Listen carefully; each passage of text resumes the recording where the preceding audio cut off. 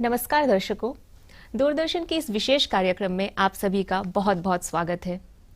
वर्तमान समय में भारत सरकार द्वारा सभी वर्ग के लोगों के हितों को मद्देनजर रखते हुए कई तरह की कल्याणकारी योजनाओं की पहल की जा रही है।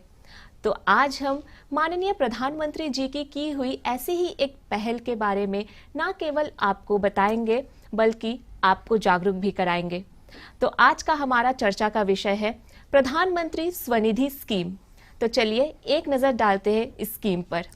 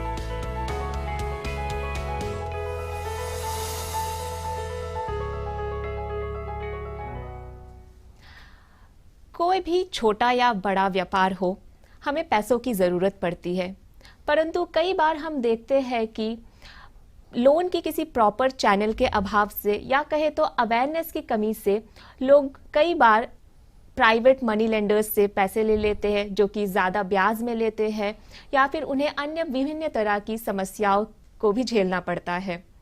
तो और इसी के साथ साथ एक बहुत ही रीसेंट उदाहरण जो हमने देखा है कोरोना के समय में, काफ़ी लोग खासकर जो हमारे स्ट्रीट वेंडर्स थे उन्होंने अपना व्यापार खोया था, उनकी नौकरी चले गई थी। तो ऐसे लोगों की सहायता के लिए भारत सरकार के द्वारा पीएम स्वनिधि स्कीम को लॉन्च किया गया है वर्ष 2020 में। तो चलिए इस स्कीम के बारे में और जानकारियां लेते हैं आज की हमारी एक्सपर्ट से। तो आज हमारे बीच हमारे स्टूडियो में मौजूद है Avinash Kumar Singh, superintendent engineer PBMC. नमस्कार सर। नमस्कार मैडम। आपका हमारे इस कार्यक्रम में बहुत बहुत स्वागत है। धन्यवाद। दर्शकों, कार्यक्रम शुरू करने से पहले मैं आपको बता दूं कि यह कार्यक्रम लाइव फोन इन कार्यक्रम है।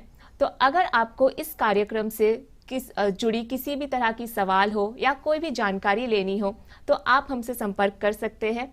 हमारा नंबर आपके स्क्रीन पर दिखाया जा रहा है। तो चलिए कार्यक्रम को शुरू करते हैं। तो सर, जैसे कि हम जानते हैं कि स्कीम की शुरुआत अभी हाल ही में 2020 में की गई है, तो एक बहुत ही नई स्कीम है जो भारत सरकार के द्वारा लॉन्च की गई है। तो इस योजना की शुरुआत किस उद्देश्य से की गई है, जरा यह हमारे दर्शकों को और हमें भी बताएं। जी, इस योजना की शुरुआत सन 2020 में जून के समय में की गई थी, कोरोना काल के समय। और इसका मुख्य उद्देश्य ये था कि उस समय तह बाजारी और जो निम्न तबके के जो इकोनॉमिकली वीकर सेक्शन के जो लोग हैं उनके लिए भी एक ऐसा प्लेटफॉर्म रहे जहां वो जा कर के उस मंदी के दौरान पे अपनी हर चीज़ें जो भी उनके चीज़ें आवश्यकता वाली हैं वो उसको वो एक उचित दाम पे पा सकें। अच्छा। तो उसके तहत जो है ये योजना जो है तह बाजारी शुरू की गई थी। अच्छा। तो सर, साथ ही में हमने जाना कि स्कीम में जो है कोलैटरल लोन की सुविधा मिलती है, वो भी बिना किसी सिक्योरिटी के। तो अब मेरा अगला सवाल आपसे यह रहेगा कि वो कौन से लाभार्थी है जो इस लोन का लाभ ले सकते हैं, एलिजिबिलिटी क्राइटेरिया क्या होती है इसकी? इसमें शुरुआत में हमारे एक टाउन वेंडिंग कमेटी फॉर्म हुई है। उनके द्वारा जो है हमारे जितने भी लाभार्थी हैं उनको विभिन्न थर्ड पार्टी के थ्रू उनको चिन्हित किया जाता है। उनको हर जगह पे जा कर के हम सर्वे करवाते हैं ताकि पता चले कि सही पे ये जो योजना है वो सही लोगों को मिल रही है या नहीं, किसी गलत उस पे ना जाए। इसके लिए टाउन वेंडिंग कमेटी जो है वो अपने तरीके से इनको चयन करती है और फिर उनको सर्टिफिकेट ऑफ वेंडिंग इशू किया जाता है और उस सर्टिफिकेट ऑफ वेंडिंग के आधार पे इनको जो है ये सारी जितने भी लाभ हैं वो प्रदान किए जाते हैं। अच्छा। तो अभी तक जो है ऐसे 676 लोगों को जो है चिन्हित किया गया है और उनको सीओवी का जो और या हमारे तरफ से आईडी कार्ड जो है इशू हुए हैं। जी जी जी सर, तो आपने सीओवी का जिक्र किया है, इसके बारे में हम आगे और विस्तार से चर्चा करेंगे। जी। इससे पहले मैं आपसे यह जानना चाहूंगी कि जैसे हमने जाना कि इस योजना को इसकी मुख्य फोकस हमारी स्ट्रीट वेंडर्स होते हैं, जी। तो स्ट्रीट वेंडर्स की कैटेगरी में कौन कौन से लोग आते हैं, कैसे लोग आते हैं, किस तरह की प्रोफेशंस को इस कैटेगरी में काउंट किया जाता है? इसमें जो है आपके चाय वाले हो गए, जो सब्जियां जो बिक्री करते हैं, और हमारे फल फ्रूट्स हो गए, चाय की दुकान हो गई, रेडी वाले जो है मतलब आप उसमें पान दुकान हो गया या हमारे जैसे जो बढ़ई हो गए, जो हमारे जो चप्पल जूते का जो रिपेयर करते हैं, मतलब लार्जली जो एक जगह पे बैठ करके हमारे इकोनॉमिकली वीकर सेक्शन के लोगों को जो भी उनकी सुविधाएं हैं उसको वो एक ही जगह बैठ करके अपने बिजनेस के थ्रू अगर उसको प्रोवाइड करा पाते हैं तो वो मैक्सिमम वो सारी चीज़ें उसमें कवर होती है। अच्छा जी जी सर, तो इस स्कीम के तहत जो है हम स्ट्रीट वेंडर्स को लोन की सुविधा मिलती है। जी। तो सर लोन के बारे में हमें ज़रा विस्तार से बताएं कि इस स्कीम के तहत किस प्रकार के कितने प्रकार के लोन्स उपलब्ध है और साथ ही इस तरह के लोन लेने के लिए किसी भी व्यक्ति को किस किस तरह के डॉक्यूमेंट्स प्रोड्यूस करने पड़ते हैं? इसमें बेसिकली आपका जो डॉक्यूमेंट्स होता है वो आधार कार्ड हो गए, पैन कार्ड हो गए, आपके बैंक के अकाउंट डिटेल्स हो गए, ये सारी चीज़ें आपको देनी होती है और अन्य चीज़ें भी जो है वो हमारे जो सर्टिफिकेट ऑफ वेंडिंग के थ्रू उनको वो सारी जानकारियाँ दे दी जाती हैं। और इसके जो लोन की जो क्राइटेरियाज हैं वो 3 स्टेजेस पे दिया जाता है। पहले स्टेज में आपको जो है 10,000 रुपये की राशि प्रदान की जाती है और वो 10,000 रुपये जो है वो लोन इस तरीके का होता है कि आप अगर उसे 1 साल के भीतर वापस दे देते हैं तो अंत में आपको वो लोन की जो मतलब ब्याज जो राशि होती है वो 0 ही हो जाती है। 7% सब्सिडाइज्ड होता है। अच्छा।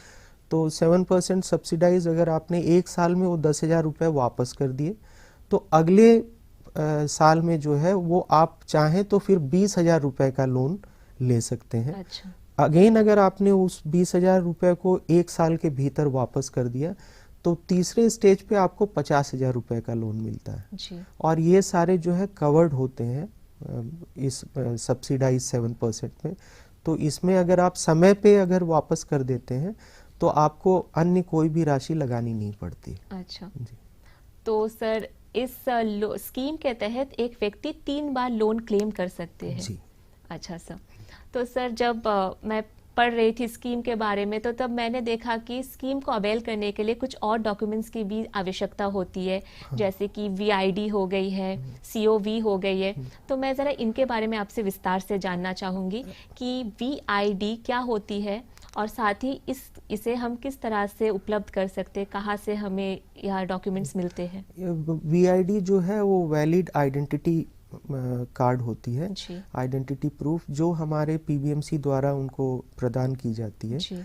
और सीओवी जो है वो सर्टिफिकेट ऑफ वेंडिंग, जो टाउन वेंडिंग कमेटी के द्वारा उनका जब चयन होता है तो उनको प्रदान की जाती है। अच्छा। और इस लोन को लेने के लिए और आपको वेंडिंग जो आप कहते हैं तय बाजारी जिसको, उसको करने के लिए आपको इस दोनों में से किसी भी एक आईडी अगर आपके पास है तो आप इसका लाभ उठा सकती हैं। अच्छा। साथ ही एक और डॉक्यूमेंट के बारे में भी हमने सुना है, जी। जो टीवीसी लेटर ऑफ रिकमेंडेशन होती है। तो सर इसके बारे में भी हमें ज़रा बताइए क्या होती है। टीबीसी जो टाउन वेंडिंग कमेटी फॉर्म होती जी। है, वो टाउन वेंडिंग कमेटी का मुख्य उद्देश्य ही ये होता है कि जो लोग तह बाजारी कर रहे हैं, अपना जो व्यवसाय चला रहे हैं, वो सही है या नहीं, उनको चिन्हित करने के लिए टाउन वेंडिंग कमेटी बनाई जाती है। जी। और वो जगह पे जा करके, जो जिस जगह पे लोग अपनी वेंडिंग ये रेडी लगा करके जहाँ पे वो अपना व्यवसाय कर रहे हैं, वहाँ पे जा करके उनकी ये ड्यूटी रिस्पॉन्सिबिलिटी रहती है कि ये जो हम सर्टिफिकेट जिनको हम इशू कर रहे हैं वेंडिंग का, वो सही हाथ पे जा रहा है या नहीं, उसको वो चेक करते हैं। अच्छा। उसके बाद वो लेटर ऑफ रिकमेंडेशन देते हैं सर्टिफिकेट ऑफ वेंडिंग इशू करने के लिए। अच्छा। तो उनका ये कार्य होता है जी मुख्य। सर। जी। एक और प्रश्न मैं यहाँ जोड़ना चाहूँगी, SRN नंबर, ये क्या होती है सर? ये रजिस्ट्रेशन नंबर है जो जी। प्रदान किया जाता है उसके बाद में। अच्छा अच्छा। जी। तो ठीक है, SRN नंबर के बारे में हम आगे और जानेंगे सर। जी। तो सर अब मुझे आप बताएं कि बैंक अकाउंट की जो हमें आवश्यकता होती है इस लोन को लेने के लिए, जी। तो हमें किस प्रकार की बैंक अकाउंट की ज़रूरत होती है? क्या हम किसी भी तरह की, जैसे सेविंग्स हो जाए उदाहरण के लिए, या करंट अकाउंट, या किसी भी स्कीम से जुड़ा कोई अकाउंट हो जाए, जनधन अकाउंट जैसे, ऐसे कोई भी अकाउंट, बैंक अकाउंट को प्रोड्यूस कर सकते हैं इस लोन को अवेल करने के लिए? हाँ, इन तीनों बैंक अकाउंट को प्रोड्यूस करके हम बैंक का लोन अवेल कर सकते हैं, पर इसके साथ ही और भी कई सपोर्टिव डॉक्यूमेंट्स होते हैं। जी। जैसे हमने पहले कहा था, पैन कार्ड हो गया, आधार कार्ड हो गया, डिटेल्स हो गया, नंबर, अपनी आईडी प्रूफ हो गई। जी। और साथ ही साथ आपका एक अपना मोबाइल नंबर जो आपके पैन या आधार कार्ड से लिंक हो, वो बहुत ही उसका ये होता है, इम्पोर्टेंस होता है, क्योंकि आप जब ये लोन अवेल करते हैं तो उस समय जो भी आपके पास में रजिस्ट्रेशन या जो भी आता है उस मोबाइल के थ्रू ही, क्योंकि ये डिजिटली डक्टेड है। जी। Okay sir. साथ ही में सर मैंने सुना है कि इसमें KYC डॉक्यूमेंट्स भी हमें देनी पड़ती है। जी। तो KYC डॉक्यूमेंट्स क्या होती है और किस तरह की डॉक्यूमेंट्स हमें इसके अंतर्गत प्रोड्यूस करनी पड़ती है? KYC डॉक्यूमेंट अगेन वही जो हमारे आधार, पैन, आपके बैंक अकाउंट और उसी से रिलेटेड सारे हैं। और ये आपके जो स्मार्ट कार्ड टाइप के KYC कार्ड जो है उसी से लिंक होते हैं और वो इशू होते हैं, ताकि आप कोई भी चीज़ चाहे तो डिजिटली उसको कर सकें। आप लिंक रहते हैं, सिक्योर रहते हैं उसमें। अच्छा। जी सर। तो सर हमने बात कर ली कि कौन कौन सी डॉक्यूमेंट्स हमें चाहिए इस तरह की इस स्कीम के अंतर्गत जो लोन है उसे अवेल करने के लिए। अब मैं आपसे जानना चाहूँगी लोन के विषय में। जैसा आपने कहा कि 3 स्टेजेस में कोई व्यक्ति लोन को क्लेम कर सकता है। पहली स्टेज में हम 10,000 ले सकते हैं और आखिर में हम 50,000 तक ले सकते हैं, इतनी ही लिमिट होती है। तो अगर किसी व्यक्ति को अपने व्यापार के लिए 50,000 से ज़्यादा की धनराशि की आवश्यकता होती है, तो क्या वो भी इस स्कीम के अंतर्गत क्लेम कर सकती है? इस स्कीम में सिर्फ इसी 3 स्टेजेस के लोन निहित हैं। जी। इसके आगे का जो भी होगा वो फिर इकोनॉमिकली वीकर सेक्शन पे नहीं रह जाता। अच्छा। तो इस पे जितने भी लोन्स हैं ये 3 स्टेजेस में ही दिए गए हैं। जी। इसमें मैक्सिमम 10,000, 20,000 और 50,000 लास्ट। अच्छा। उतने ही। तो अगर किसी व्यक्ति को 50,000 से ज्यादा की लोन चाहिए होगी तो वो अलग कैटेगरी पे आ जाती हाँ, है। उसके लिए अन्य सुविधाएं और दूसरी स्कीम्स हैं, वो उसमें जा सकते हैं। अच्छा। और उस धनराशि में जो इंटरेस्ट भी होगा उसका भी भुगतान करना होगा उन्हें?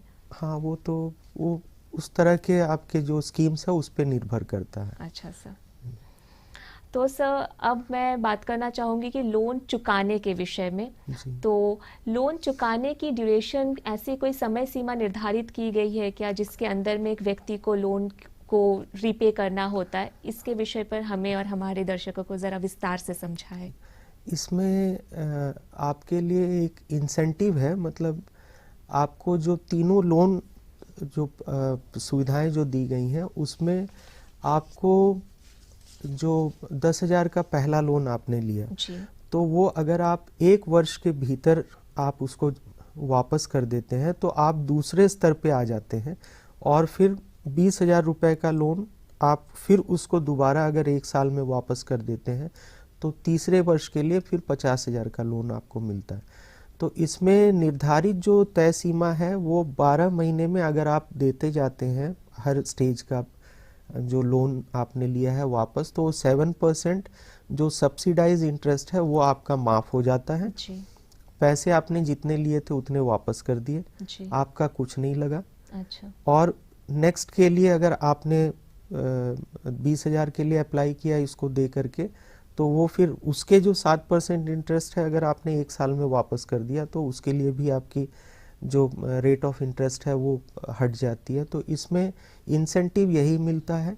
और बाकी जो भी ये है 3 स्टेजेस में ही आपको 1-1 साल में तय सीमा है, उसके अंदर अगर आप वापस कर देते हैं तो वो आपके लिए वही इंसेंटिव्स तीनों अच्छा। स्टेजेस पे है। जी सर, तो जहाँ तक हम समझे है कि 3 स्टेज होती है।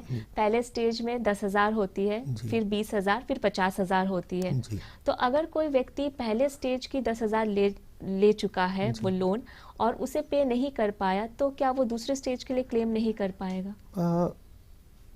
उसे फिर वो जो 7% का जो आपका जो subsidised with in a year जो होता है जी उससे वो वंचित हो जाएगा। अच्छा तो बाकी उसे फिर जो है रेट ऑफ इंटरेस्ट तो उसके ऊपर लगेगा ही। अच्छा अच्छा। तो वो उसे ये है कि मतलब ऐसा है कि आप जब कुछ मेहनत करोगे तो आपके लिए फल मिलेगा, तो जी। उसके लिए तो मेहनत ही आपका वो फल है जी जो 1 साल के भीतर आपको अचीव करना है वो मिलेगा।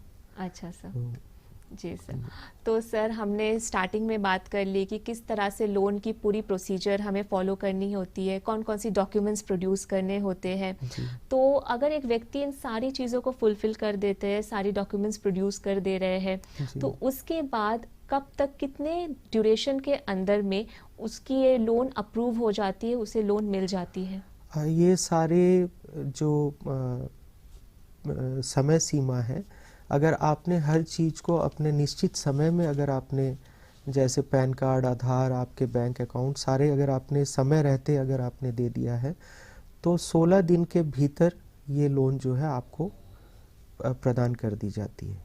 अच्छा सर। जी जी, तो सर एक और प्रश्न जो हमारे यूजर्स की तरफ से आ रहे हैं कि 7% जो सब्सिडी है इसको छोड़कर इस स्कीम के अंदर में और किसी तरह की अन्य सब्सिडी भी उपलब्ध है या नहीं सर? नहीं है, नहीं अच्छा। है। जी जी सर, तो सर इस जो लोन स्कीम में जितने भी लोन्स होती है सर, जी इसमें जो भी ट्रांजैक्शंस होती है, क्या इन ट्रांजैक्शंस को हम डिजिटली भी कर सकते हैं? इसमें सारे ट्रांजैक्शंस जो हैं वो डिजिटली ही हैं। अच्छा और इसको डिजिटल सेवा प्रदान करने के लिए हम लोगों ने पोर्ट ब्लेयर म्युनिसिपल काउंसिल पे एक काउंटर बनाया हुआ है जहाँ पे वो आ करके इस सेवा का लाभ उठा सकते हैं। और वहाँ जब भी वो आए तो वो अपना अगर आईडी कार्ड हो गया, प्रूफ, सारे डॉक्यूमेंट्स लेकर के आ जाएं। मोबाइल के नंबर्स जो आपके इससे कार्ड से जो हमारे पैन और आधार कार्ड से जो लिंक है उसको अगर आप ले आते हैं तो वहीं पे वो हेल्प डेस्क पे ही आपको जो है ओटीपी और उसके थ्रू हमारे जो लीड बैंक हैं उनके स्कैनिंग के थ्रू वो डिजिटली लिंक होता है, वहीं पे उनको रजिस्टर कर देते हैं और उसके बाद उनके जो अपने अकाउंट्स हैं उसके थ्रू ही वो फर्दर जो भी ट्रांजैक्शन होता है वो डिजिटली ही होता है उसमें। अच्छा सर, तो अगर कोई बेनिफिशियरी जो डिजिटली ट्रांजैक्शन कर रहा है तो इसमें उस बेनिफिशियरी को किस तरह की बेनिफिट्स मिलते हैं सर? इसमें पॉइंट्स हैं, मतलब अगर सोचिए उन्होंने शुरू में 50 ट्रांजैक्शन किए, 100 किए, तो इनिशियली 50 पॉइंट उन्हें मिलता है, मतलब वो अच्छा। आप उसको माइलेज कह सकते हैं। उसके बाद में फिर उन्होंने जैसे ही उसके बाद हर 100 ट्रांजैक्शन में उन्हें वो 25 रुपए का जो है नेक्स्ट गो ऑन मिलता है। तो आप जितना डिजिटल ट्रांजैक्शन करते हैं उतनी जो है आपको it's a type of money back. तो शुरू के 100 में 50, उसके बाद हर 100 ट्रांजैक्शन का 25 रुपये उनको मिलता है। अच्छा सर। जी। जी, साथ ही एक और सवाल मैं आपसे करना चाहूँगी कि अगर कोई व्यक्ति जो लोन है इसकी रेगुलर रीपेमेंट कर रहे हैं तो इसमें भी क्या उन्हें किसी प्रकार की बेनिफिट्स मिलती है आपके तरफ से, तो ज़रा इस पर भी हमें बताएं। बेनिफिट तो जब वो हर साल जब अपने समय निर्धारित समय सीमा पर जब वो अपना लोन बांधते हैं तो उनका वो 7% जो रेट ऑफ इंटरेस्ट है वो सब्सिडाइज हो जाता है, और उसके साथ ही उनका जो अदर फैसिलिटीज़ में यही है, डिजिटल ट्रांजैक्शन में उनको पैसे मिलते हैं हर 100 ट्रांजैक्शन के ऊपर। इसके अलावा तो और इसमें निहित नहीं है। अच्छा सर, तो सर जैसे कि स्टार्टिंग में हमने जाना कि इस स्कीम की शुरुआत 2020 में की गई है और इससे जो है कोविड के समय में जितने भी लोग थे, जैसे स्ट्रीट वेंडर्स थे, उनके साथ जैसे कई तरह के व्यापार वो करते थे जो बंद हो गए, ऐसे लोगों को सपोर्ट करने के लिए, सहायता करने के लिए स्कीम को लॉन्च किया गया है। तो सर इस स्कीम के तहत किस तरह के रिजल्ट्स आपको देखने को मिले हैं ऑल ओवर इंडिया की बात अगर हम करें तो? इसमें हम लोगों ने जो सर्टिफिकेट ऑफ वेंडिंग जो इशू किए थे जी। वो करीब करीब 676 के आसपास थे, और लाभार्थियों का जो हम लोग गवर्नमेंट ने जो एक बेंचमार्क सेट किया था कि आप कम से कम इन जो आइडेंटिफाइड जो लोग हैं उसके लिए 450 का एक बेंचमार्क मिनिस्ट्री ने सेट किया था कि आप कम से कम इस बेंचमार्क को 100% मान करके अचीव करिए।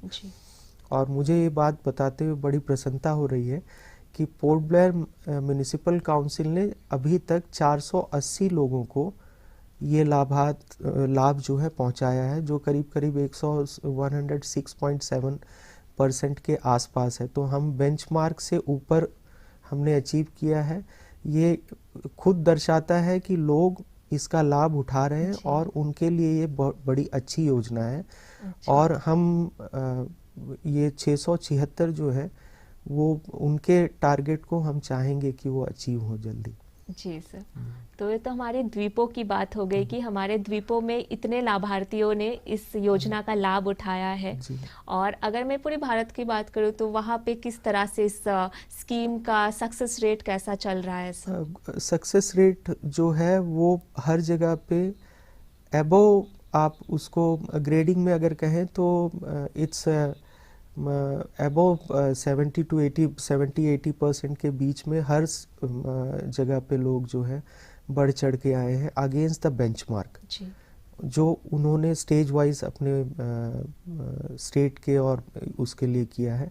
वेयर एज जो सेंटर ने जो बेंचमार्क्स दिए हैं उसमें तो काफ़ी अच्छा परफॉर्मेंस रहा है। और छोटे स्टेट्स और यूटीज़ में हमारा परफॉर्मेंस जो है उन सबसे बेहतर रहा है। जी। अच्छा सर, तो सर जैसे आपने बताया कि इस स्कीम को किसी भी व्यक्ति को देने से पहले इसकी जो लोन्स होती है एक कमिटी होती है आपके पास जो सब कुछ चेक करती है, वेरीफाई करती है। तो ये बात हो गई हमारी म्यूनिसिपल एरिया पोर्ट ब्लेयर की। तो क्या ऐसी कमिटीज इंटर आइलैंड्स में भी सिचुएटेड है जहाँ पर वो जाकर लोगों से ऐसे वेरिफिकेशन करते हैं? ऐसा है, पोर्ट ब्लेयर नगर पालिका परिषद जो है सिर्फ अर्बन एरियाज़ के लिए है। तो शहरी एरियाज़ को ही हम कवर करते हैं, ग्रामीण एरिया हमारे उसमें नहीं आता है। और अंडमान निकोबार आइलैंड में शहरी जो म्यूनिसिपैलिटी सिर्फ एक ही है, पोर्ट ब्लेयर म्यूनिसिपल काउंसिल। तो यहाँ पे इस चीज़ का जो है अर्बन एरिया के लिए तो शहरी एरिया के लिए हम कर रहे हैं। पर ये भी मैं बताना चाहूँगा कि हमारे जो निकटतम जो ग्रामीण एरिया के लोग हैं, जो ग्रामीण वासी हैं, वो भी यहाँ पे आते हैं, आ करके उनको भी सर्टिफिकेट ऑफ वेंडिंग दिया गया है और वो भी इसके हकदार हैं। वो आ करके शहरी एरिया में, हमारे पोर्ट ब्लेयर म्यूनिसिपल एरिया में आ करके वो इस चीज़ का लाभ उठा सकते हैं। ये सिर्फ ग्रामीण वाले शहर में नहीं आ सकते ऐसा नहीं है। अगर वो यहाँ आ करके अपनी तहबाजारी कर रहे हैं तो उनको भी ये लाभ उनके लिए भी है। जी सर। तो ये तो बात हो गई उन लोगों की जो रूरल एरिया से यहाँ आएंगे और यहाँ आकर अपनी जो है व्यापार शुरू करेंगे, तो वो आपसे इस चीज़ पे संपर्क कर सकते हैं, क्लेम कर सकते हैं। जो ऑलरेडी पहले जो 676 जो इसमें रजिस्टर्ड है, उनके लिए ये चीज़ निहित है, उनके लिए ये बनी हुई है। और ये बाकी अगर फिर कभी आगे की नेक्स्ट स्टेज होती है तो उसमें अलग से कवर हो, पर अभी जो है 676 लोगों का ऑलरेडी रजिस्टर्ड है, इसमें सर्टिफिकेट ऑफ वेंडिंग और आईडी कार्ड इशूड है। जी सर। जी। सो टिल नाउ जो है ये कमिटी जो है यहीं पर है, जो हमारी अर्बन एरिया में ही है, और अगर कोई लोग चाहते हैं ग्रामीण एरिया की भी, तो यहाँ पर आकर इस चीज़ का लाइक सुविधा ले सकते हैं। जी सर। तो सर वैसे तो इस स्कीम को बनाया इसीलिए गया है कि लोगों की सहायता की जा सके। जी। अगर मैं बात करूं स्पेसिफिकली महिलाओं के बारे में, तो क्या महिलाओं के लिए स्कीम के अंतर्गत किसी तरह की एक्स्ट्रा बेनिफिट्स भी दी गई है या कोई प्रावधान है? इसमें महिलाओं के लिए प्रायोरिटी रखा गया है। अच्छा। जैसे 5 लोग आए, अगर उसमें से 3 महिलाएं हैं तो पहले महिलाओं का प्रायोरिटी पे उनका ये जो भी लोन है वो उपलब्ध कराया जाता है। अन्यथा इसमें कोई भी तरह की और कोई लाभ वो नहीं है, बाकी सब सामान्य है। पर उनके लिए प्रायोरिटी है कि वो अगर पहले आते हैं, इसमें जितने भी महिलाएं होते हैं, अगर हम 10 लोगों का हम प्रोसेस कर रहे हैं तो पहले उनका होता है, उसके बाद ही फिर बाकी। अच्छा जी। तो हमारी द्वीपों की कैसी स्टेटस है सर? क्या महिलाएं बढ़ चढ़कर हिस्सा ले रही है, स्कीम के लिए लाभ उठा रहे हैं? हाँ, महिलाओं का प्रतिशत करीब 43% महिलाओं का प्रतिशत रहा है इसमें, तो काफ़ी अच्छा है। अच्छा सर। जी सर। तो सर मैं अब आपसे कुछ सिचुएशंस के बारे में जानना चाहूँगी। कई बार कई वेंडर्स के ऐसे डाउट्स होती है कि अगर उनके पास COV या VID ना हो, बट उनका नाम जो है SRN जो नंबर है इसके लिए सर्वे लिस्ट में रजिस्टर्ड है, तो क्या ऐसे लोग भी इस तरह की इस स्कीम के अंतर्गत लोन लेने के लिए एलिजिबल होते हैं? क्या वो अप्लाई कर सकते हैं और उनके लिए क्या किस तरह की प्रक्रिया होगी? ज़रा इन सब के विषय में हमें और हमारे दर्शकों को विस्तार से बताएं। तो जिनका SRN है उनको हम टाउन वेंडिंग कमेटी और बाकी जितने भी प्रोसेस होती हैं वहाँ पे उनको PBMC के जो अपने प्रोजेक्ट सेल हैं उनके थ्रू उसको प्रोसेस किया जाता है, और उसके अनुसार जो भी रिकमेंडेशंस आती हैं, अगर उनका SRN नंबर वैलिड है और उपयोग्य पाया जाता है तो उनको भी ये सुविधाएं मिलती हैं। अच्छा जी। तो अगर किसी व्यक्ति के पास सर्टिफिकेशन ऑफ वेंडिंग नहीं है या फिर VID ना हो, वो तब भी आकर आपसे संपर्क कर सकते हैं?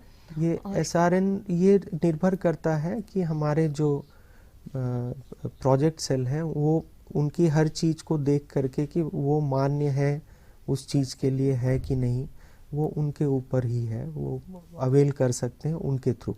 जी सर। जी। अच्छा सर सवाल तो काफ़ी है मगर समय का अभाव है, फिर भी सर आज आपने अपना समय निकाला, आप यहाँ आए, आपने हम सबको इतनी सारी जानकारियाँ दी और हमें इस स्कीम से अवगत कराया, इसके लिए दूरदर्शन की पूरी टीम की ओर से आपका बहुत बहुत धन्यवाद। धन्यवाद।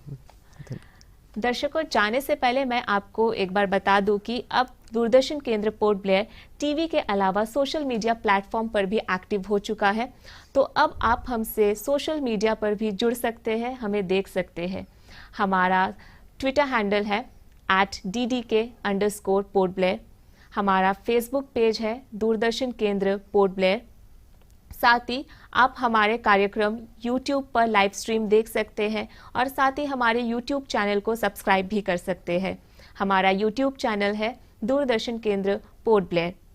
इसी के साथ अगर आपको इस कार्यक्रम से या अन्य किसी भी कार्यक्रम से संबंधित कोई भी प्रश्न हो या कोई भी सुझाव देनी हो तो आप हमसे संपर्क कर सकते हैं। हमारा पता है Doordarshan Kendra Port Blair, AIR road, Dilanipur, Haddo post 744102। साथ ही आप हमें ईमेल आईडी पर ईमेल भी कर सकते हैं।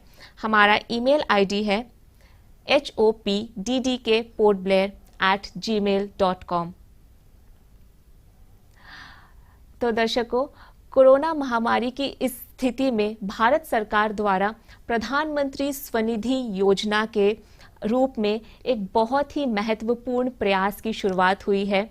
तो आज हमने जाना कि प्रधानमंत्री स्वनिधि स्कीम क्या है और हम उम्मीद करते हैं कि आप इस स्कीम का बढ़ चढ़कर लाभ उठाएंगे और साथ ही औरों को भी जागरूक करेंगे। तो इसी आशा के साथ मुझे दीजिए इजाजत। नमस्कार।